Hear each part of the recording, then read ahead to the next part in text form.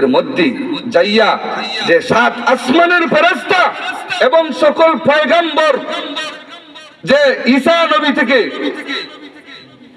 আদম আলাইহিস সালাম থেকে দুইটা ঈসা নবী পর্যন্ত যত পয়গম্বর ছিলেন, সকল পয়গম্বরকে নিয়ে সাত আসমানের সকল ফেরেশতা নিয়ে আল্লাহর হাবিব বাইতুল মুকাদ্দাসে নামাজ পড়েছিলেন।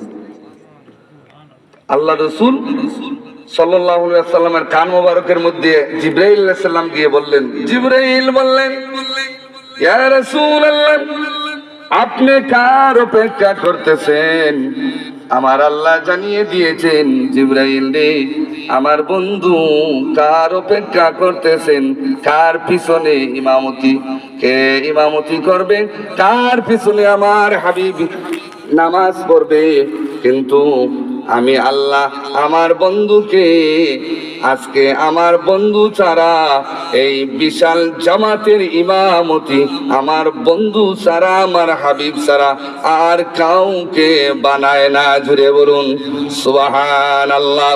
সকল পয়গম্বর ফেরেশতা নিয়ে ইমামতি করলেন। ইমামতি না করলে ইমাম সাহেব বলা যায় না, যায় কি? এজন্য আমার আল্লাহ আমার হাবিব আমার নবীর লকব দিয়েছেন, কি দিয়েছেন? ইমামুল মুরসালিন। ইমামতি না করলে ইমাম সাহেব বলা যায় না।